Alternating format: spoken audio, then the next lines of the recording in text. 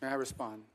You may say. Well, first of all, your regret for voting for me confirms I'm doing a good job, based on what I know. Well, that's about just your a record flippant and what you statement, stand Mr. for. Secretary. Can I respond, Mr. Chairman? You may. I didn't Okay. ask the Senator, question. please let the Secretary have I'd be the floor. happy to, but then I can respond to his Your response. time's up, Senator, and willfully used, I might add. Well- your remarks do not represent the view of this committee. Well, Mr. Secretary, please. Well, I'd like to. I can't respond to everything he said because much of these are untrue, but I'll go through a few. First of all, I'm actually very proud of the work we've done with USAID. For example, I don't regret cutting $10 million for male circumcisions in Mozambique. I don't know how that makes us stronger and more prosperous as a nation. I don't regret Sudan, Mr. psychosocial support services. I raised USAID. Sudan, Mr. Secretary. Can I respond, not Mr. Mozambique. Chairman, or do I? Senator, I'd ask you to suspend. You had 7 straight minutes.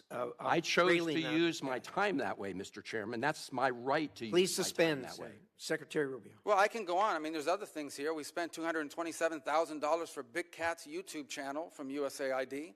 We spent $14 million for social cohesion in Mali, whatever the hell that means. So I can go on and on. I got the list here, and there's more. I didn't even bring the whole list. In the case of El Salvador, absolutely.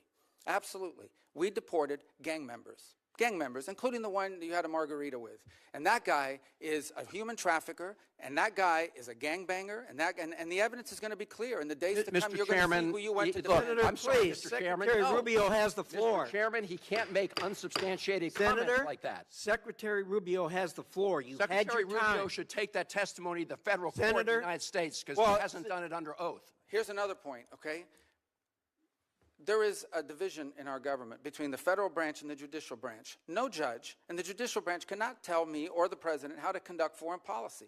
No judge can tell me how I have to outreach to a foreign partner or what I need to say to them. And if I do reach to that foreign partner and talk to them, I am under no obligation to share that with the judiciary branch. Just like a judge cannot order me to negotiate with a foreign minister of Russia, they cannot order me to negotiate with a foreign minister or the president of El Salvador. And if I did negotiate with them, which we have responded to them, and we've told them, we've had communications with the president of El Salvador, I am under no obligation, under our division of powers in this country, and to share with the judicial branch how I conduct the diplomacy of the United States. It would actually be counterproductive. If I started sharing with courts, or frankly, with the media, my conversations with foreign leaders and all of their details, no foreign leader would talk to me again, and we would break trust with them.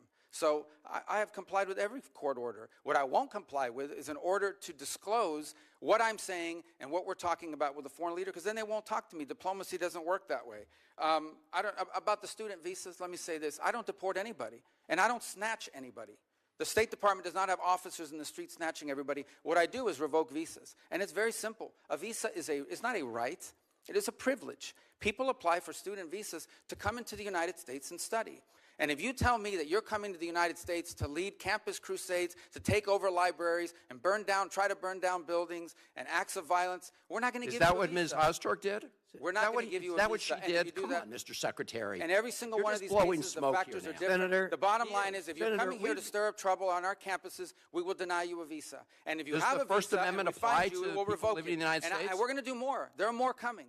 We're going to continue to revoke the visas of people who are here as guests and are disrupting our higher education facilities. People are paying money. These kids pay money to go to school, and they have to walk through a Writing an bunch of op-ed lunatics to the who are Tufts here on student newspapers visas. disrupting the Simple foreign as policy of the United I want to States? do more. I hope we can That's find more of these people. pathetic, Mr. In fact, the other day, some guys led a riot. I forgot what university it was, and I asked, please, can you find the arrest records of all the people that were arrested at that riot at that campus? Because if any of them have a visa, we're going to revoke it. I feel so much safer All right, when you lock let's, up people like Ms. Ozturk, Mr. Secretary. We've had enough time on the subject. Thank you very much. And we're going to move to Senator Lee.